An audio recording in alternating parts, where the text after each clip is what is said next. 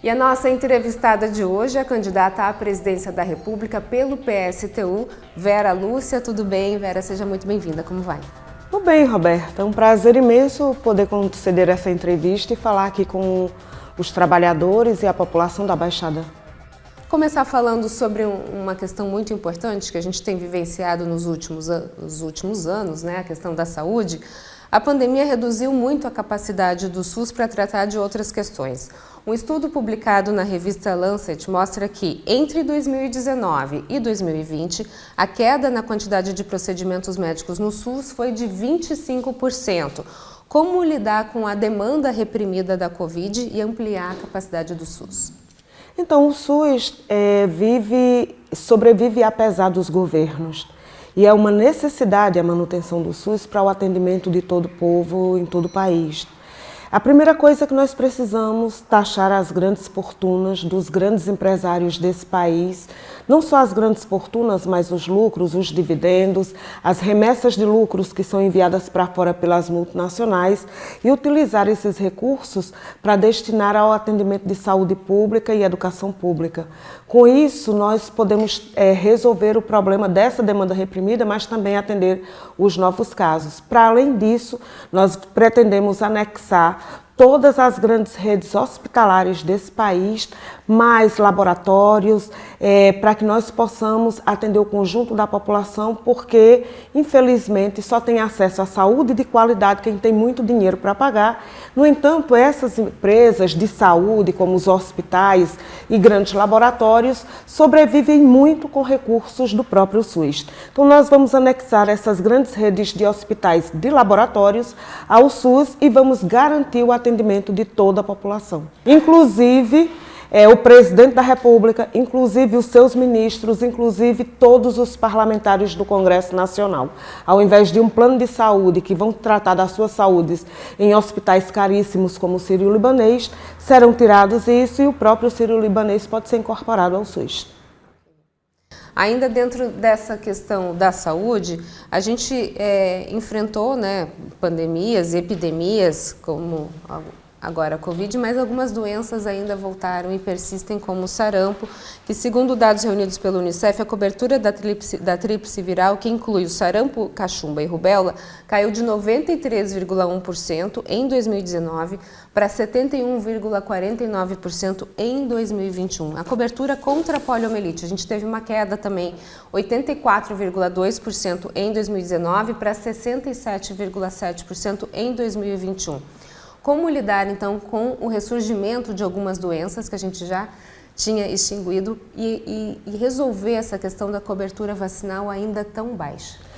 Bom, primeiro que é um retrocesso geral do país, né, do Brasil, que está descendo completamente a ladeira e voltando, inclusive, à condição de colônia, e doenças que já haviam sido erradicadas voltam a surgir por falta de investimento, não só em vacinas, em pesquisas, na distribuição de vacinas, mas também em educar a própria população. Não existem campanhas de estímulo, até porque o governo brasileiro ele é contra tudo isso, tanto é que foi parte da sua política o método de imunidade de rebanho, que jogou para a morte quase 700 mil pessoas em números oficiais. Então nós precisamos investir na saúde pública, em campanhas de educação para que as pessoas possam vacinar os seus filhos e toda a população se vacinar. E essa é uma característica do Brasil, das altas campanhas de vacinação, e que se perdeu ao longo do tempo. E também como reflexo, inclusive, dos próprios cortes na saúde pública que ao longo do tempo foram efetivados. Então, quando nós dizemos que precisamos tirar dos grandes para assegurar, tem a ver com isso. Junto com tudo isso que eu falei de adequação, inclusive, dos grandes hospitais e do estímulo e da pesquisa, nós precisamos garantir que os recursos hoje que estão concentrados em em 315 bilionários nesse país, que fica com a maioria da riqueza produzida socialmente pelos trabalhadores, seja apropriada para investir em saúde, em educação, em transporte, em saneamento básico, que é uma forma de tratamento preventivo da saúde e daquilo tudo que a população precisa. Então, os tratamentos de saúde, que inclusive hoje se morre aos montes e quem morre é quem é pobre, porque não é só o problema da vacina, mas tem o câncer, tem várias outras doenças que a população é acometida e que não tem acesso. Então, você assegurar recursos para o SUS, para que ele funcione, e campanhas educativas e de estímulo à vacinação, assim como o tratamento de prevenção e também da saúde, vai ser uma das marcas também do nosso governo. Trazendo aqui um pouco mais para a nossa região, Porto de Santos, crucial para a nossa economia, o governo federal tenta privatizá-lo ainda esse ano. Como é que a senhora vê esse processo de desestatização do Porto de Santos? Então, o nosso programa é de reestatização de todas as empresas que foram privatizadas e estatização das 100 maiores empresas. Então, significa dizer que toda indústria de base, todo serviço de base e de proteção para o desenvolvimento do país será assegurado no nosso governo. Isso passa pelos portos, pelos aeroportos, rodovias, ferrovias e, ao mesmo tempo, com a estatização dessas empresas, que teremos acesso aos bancos que, por exemplo, serão estatizados, controlados pelos bancários, que a gente vai ter acesso às operações bancárias e do montante desses recursos que passam por dentro dos bancos, investir na economia do país, inclusive em garantir não só que Santos, o Porto de Santos, mas todos os portos desse país possa de fato atender à demanda, seja estatal e controlado pelos portuários. Falar um pouquinho sobre educação, candidata. Segundo dados da Unicef, a evasão escolar no Brasil atinge 5 milhões de alunos. Durante a pandemia da Covid, esses números aumentaram em 5% entre os alunos do ensino fundamental e 10% entre os alunos do ensino médio. Quais devem ser as estratégias, então, para reverter esse quadro, manter crianças e adolescentes dentro de sala de aula e, além disso, fazer com que eles aprendam? Então, Roberta, isso tem a ver necessariamente com as condições de vida dessas crianças e dessa juventude. A evasão escolar tem uma relação direta com o desemprego e com a fome. Muitas das crianças da nossa classe social, de mulheres que são negras e pobres, como eu, aqui nesse país, que somos maioria da população, muitas vezes vai à escola só para comer.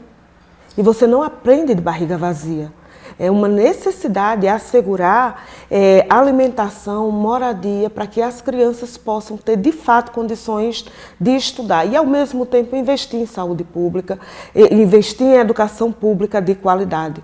Então, a escola ela vai ser administrada diretamente pelos professores, por toda a comunidade escolar. Professores, técnicos, os alunos e os pais de alunos. Essa é uma coisa. A outra é que nós precisamos assegurar aos pais desses alunos alimentação, moradia e emprego. E para isso é preciso reduzir a jornada de trabalho para 6 horas, com o dinheiro desses bancos também e dessas empresas que nós vamos taxar nessas grandes empresas, e a estatização dessas empresas que vão ser estatizadas, controlada pelos trabalhadores, os recursos delas serão destinados para a escola. Então você precisa dotar a escola de condições, estatizar o agronegócio para assegurar alimentação farta e barata nesse país e, ao mesmo tempo, ter um plano de obras públicas que assegure moradia para toda a população. Com isso, você dota de condições os pais dos alunos para que ele vá à escola. E, ao mesmo tempo, você garante que a escola seja pública, mas também de qualidade. E aí ela não pode concorrer com a iniciativa privada.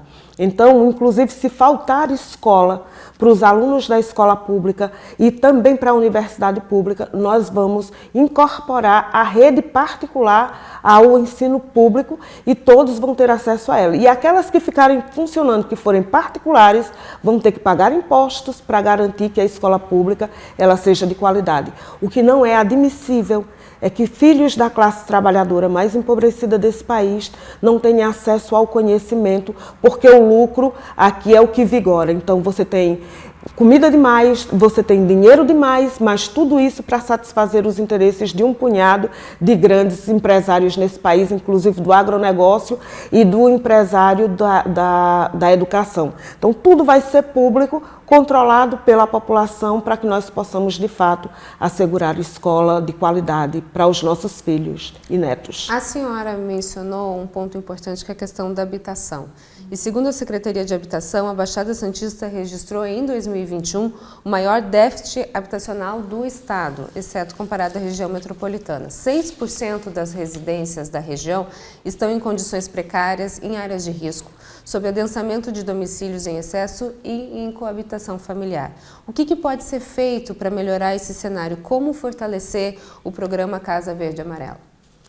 Então, primeiro que quando nós dizemos que vamos tirar das 315 bilionários desse país, que vamos estatizar as 100 maiores empresas, que vamos reestatizar todas as empresas que foram privatizadas, que vamos ter o controle sobre as operações bancárias, que não vamos mandar hoje metade do orçamento da União para 5 bancos, porque vamos utilizar esses recursos para garantir que todo mundo tenha um salário mínimo para sobreviver e dobrar o salário mínimo. Que nós precisamos ter um plano de obras públicas que, ao mesmo tempo que atenda à demanda da população, gere emprego e condições de vida. Por isso passa a moradia. Porque nós temos um déficit habitacional no país que é de mais de 6 milhões de casas, e os reflexos se dão, inclusive aqui em São Vicente, em Santos, em toda a Baixada, ou você assistir de forma dramática as famílias perderem suas vidas, ou pouco de coisa que amealhou nas enchentes, por conta, inclusive, da degradação da natureza. Então, nós vamos utilizar esses recursos para que seja assegurado a todas as pessoas que moram nesse país, todas, absolutamente todas, moradia decente, para que ela não possa mais morrer, nem ver as suas casas inundadas, nem perder os seus entes queridos. E para isso nós vamos tirar de onde está o dinheiro. É por isso que eu estou dizendo, nós precisamos assegurar a moradia para todo mundo. E não é para 5 milhões, não é para 3 milhões, são para mais de 6 milhões. Que vivem em condições dramáticas, além de viverem em condições insalubres, já moram na rua vulneráveis a tudo isso. Então, garantir essa moradia vai ser imprescindível para que possamos falar de saúde, para que possamos falar de transporte, para que possamos falar de educação, porque tudo isso está diretamente vinculado à moradia, ao trabalho e à alimentação. Candidata, a partir de agora, a senhora tem 1 minuto e meio para suas considerações finais. Bom, nós estamos lançando nossas candidaturas nessas eleições porque existem 2 vias.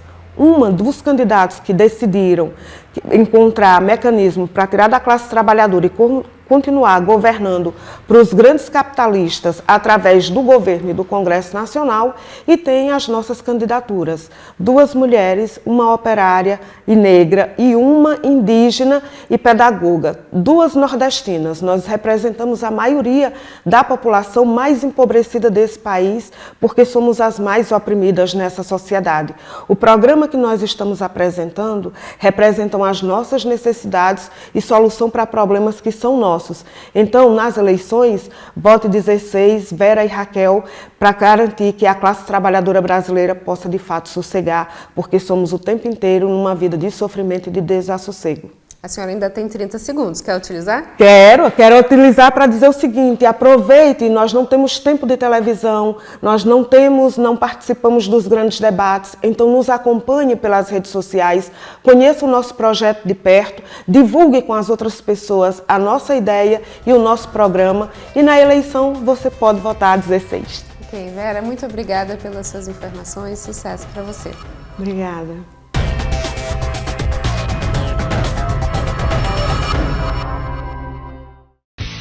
Sábado tem Band Esporte Clube.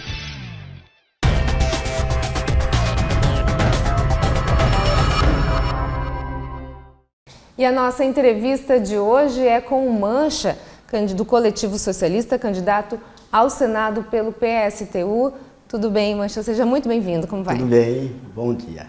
Vamos explicar um pouquinho a sua candidatura coletiva, como funciona isso? Exatamente, eu sou o Mancha, sou metalúrgico e meu nome é Luiz Carlos Prates, mas sou metalúrgico. A nossa candidatura do PSTU é uma candidatura coletiva. Ela é composta por mim, composta pela doutora Eliane e pela Soraya. Então é um coletivo que vai atuar junto na campanha, atuar junto no parlamento, e a representação oficial ela vai ser compartilhada, ela vai ser dividida, que é a melhor maneira que nós achamos de fazer essa representação do nosso partido e também dos movimentos sociais do qual nós compomos, o movimento sindical, o movimento negro, o movimento das mulheres e o movimento de todos os oprimidos. O papel dos senadores, fossem da base ou da oposição, foi fundamental na CPI da Covid. Como é que o senhor vê o papel das comissões parlamentares de inquérito? Então, a Covid e a gestão do governo Bolsonaro à Covid, ela foi absolutamente desastrosa.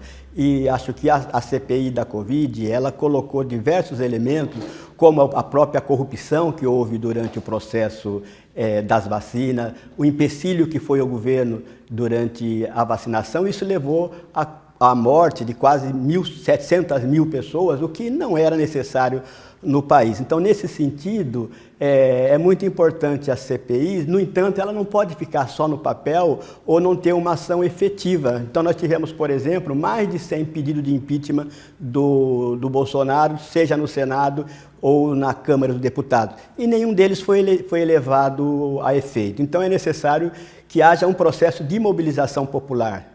Sem um processo de mobilização popular, as CPIs vão ficar sempre engavetadas. Por outro lado, é preciso denunciar os governos e aqueles que querem, de qualquer forma, impedir a CPI, impedir qualquer forma de investigação sobre os seus malfeitos, né? Então, nesse sentido, a CPI ela teve um papel importante, foram feitas várias denúncias, no entanto, Bolsonaro está aí e o movimento tem que ir para as ruas, inclusive para tirar o Bolsonaro. Mas o senhor acredita, então, que é uma fragilidade do Senado isso? Exatamente, porque a maioria dos senadores, ou de quase a sua totalidade, o Senado, é uma organização, uma coisa muito conservadora, porque o próprio processo de eleição também é um processo antidemocrático. Então a gente vê uma população como a população paulista, que tem quase 35 milhões de habitantes e tem 3 senadores. Por outro lado, o Acre, com 500 mil, tem 3 também. Então, é completamente desproporcional, o que faz com que a maioria dos senadores são os coronéis, são aqueles da velha política, e por isso que a proposta do PSTU, inclusive, é que o Senado não exista, e que haja uma Câmara única, eleita proporcionalmente, onde não existem essas leis eleitorais que proíbe a participação praticamente de organizações sindicais, organizações políticas, organizações de movimentos sociais, e também a representação política dos pequenos partidos ela é obstruída e sequer tem tempo na televisão. Então, essa legislação é muito antidemocrática e tem que haver uma profunda modificação nessa legislação. Em relação à reforma tributária, um assunto que já vem sendo discutido há muitos anos, diria até muitas décadas, como é que o senhor analisa o texto apresentado hoje? Então, olha só, é um texto que, como foi visto, existe bastante tempo discutindo isso, mas, essencialmente, todas as reformas que estão no Congresso, ela visa manter o status quo. Então, não são reformas que atacam profundamente os grandes bilionários. Por exemplo, nós temos 315 bilionários no país e eles dominam toda a economia. Se a gente tirasse desses bilionários, se a gente expropriasse esses bilionários e esse recurso fosse investido na educação, na saúde, na reforma agrária, com certeza existiria uma tributação mais justa. E não é isso que nós vimos. Ao contrário, nesse país, quem paga imposto são os trabalhadores, são os mais pobres, porque do olerite não dá para escapar. No entanto, as grandes empresas, elas têm os seus lucros, os seus dividendos, que são isentos dos impostos. Então, para fazer uma reforma tributária, é necessário taxar as grandes fortunas. Taxar as grandes fortunas significa taxar os grandes bilionários. E aqueles trabalhadores, aqueles pequenos proprietários, até 10 salários mínimos, não devem ter pagar nenhum tipo de imposto sobre a renda, porque nós já pagamos todo tipo de imposto, inclusive os desempregados. É um absurdo, as pessoas que estão desempregadas e ela paga o imposto, porque paga o imposto ao consumir qualquer tipo de produto. Candidato, falando agora um pouquinho em relação à saúde, o projeto de lei que obriga os planos de saúde a cobrirem tratamentos não previstos pela ANS já foi aprovado no Senado e essa é uma discussão muito importante que a gente tem. Por um lado, a questão dos consumidores que veem que os seus direitos às vezes não são cumpridos, pagam lá o seu plano de saúde, mas não conseguem ter o seu serviço. E por outro lado, a gente tem os planos de saúde que são empresas, que também precisam ter uma previsibilidade dos custos. Como é que o senhor avalia essa questão? Então, olha só, na questão da saúde, o que a gente vê é que os planos de saúde, eles buscam cada vez mais restringir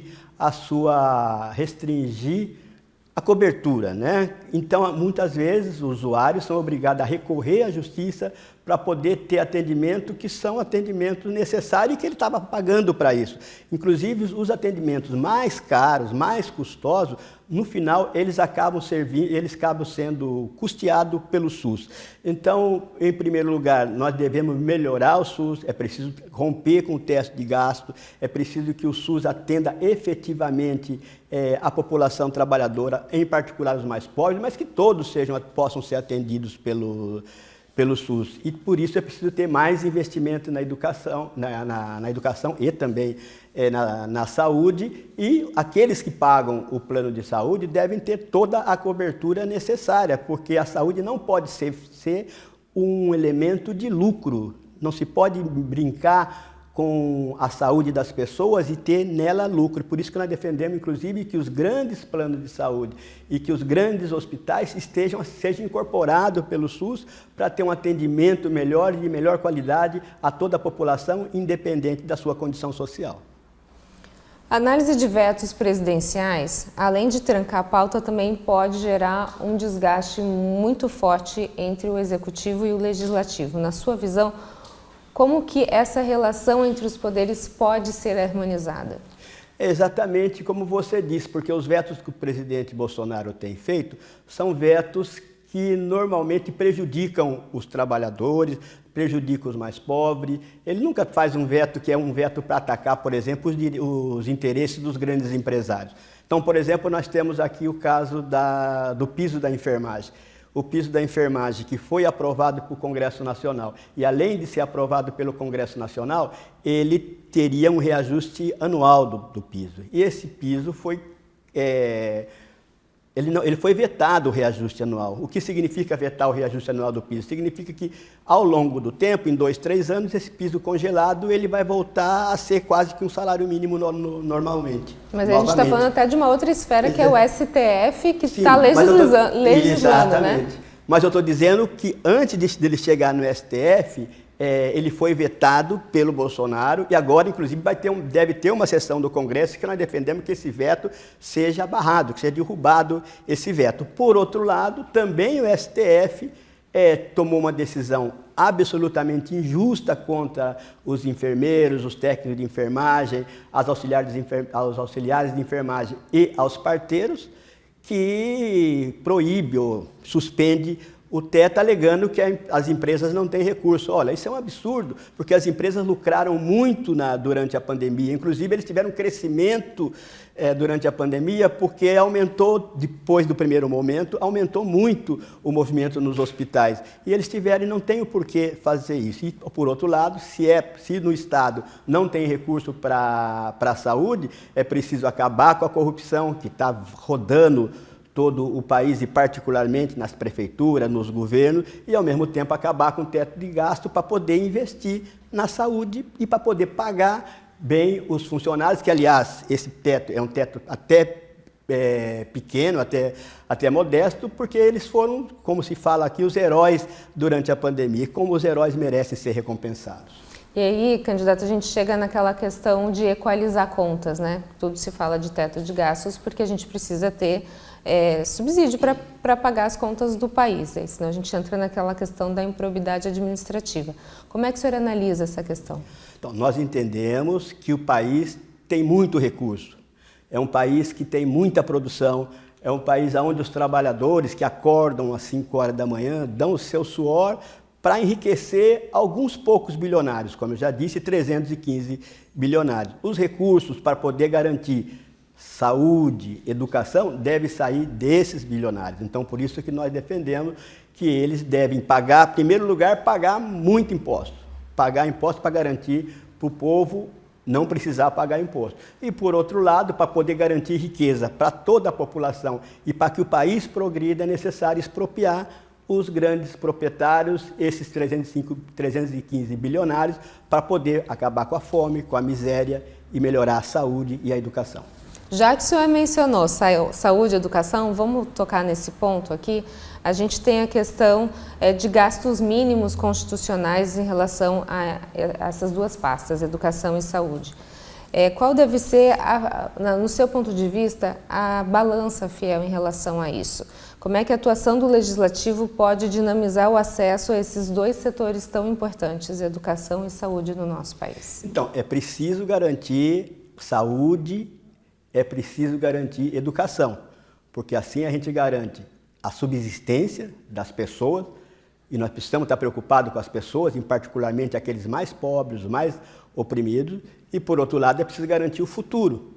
E por isso é tão importante também a saúde. O que nós vemos é que a educação ela é tratada também como se fosse uma mercadoria. Também está servindo ao grande lucro dos grandes grupos empresariais da educação. Então é preciso inverter essa lógica. Então, em primeiro lugar, é preciso romper com o teto do gasto, porque o teto de gasto ele serve simplesmente para que todos os recursos, mais da metade dos recursos que são pagos pela população, eles sejam desviados para pagar a dívida pública. E nessa condição, seguindo o teto de gasto, é impossível resolver os principais problemas da população. Então, começa por aí. E segundo, os governos municipais, estaduais, têm que cumprir o mínimo, que é garantir educação e garantir saúde. Por isso que é necessário que os trabalhadores, que o povo, se organize em conselhos populares para poder fazer mudança naquilo que é necessário.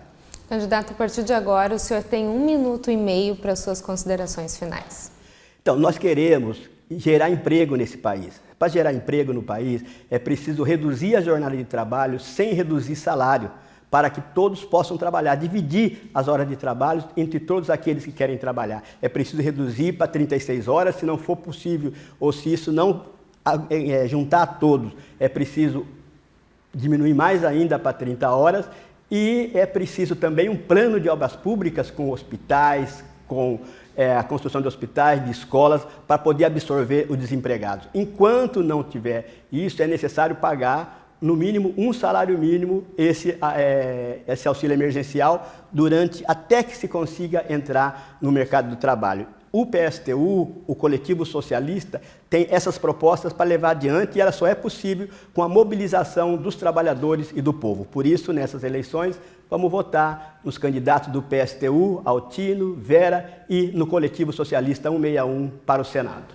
O senhor ainda tem 30 segundos, quer aproveitar? Vamos aproveitar, porque nós temos muito pouco tempo na televisão. Aliás, nós não temos quase direito a nenhum, por isso agradecemos inclusive a essa oportunidade, e dizer que as nossas candidaturas estão a serviço da luta dos trabalhadores, e nós chamamos a você jovem, você trabalhador, você negro, a apoiar a nossa campanha. Vai nas nossas redes sociais e estamos juntos. Contra Burguês é 16. Obrigada, Mancha. Sucesso para você, viu? Obrigado. A gente fica por aqui. Muito obrigada pela sua companhia. Fique agora com a programação da TV Tati Band Litoral.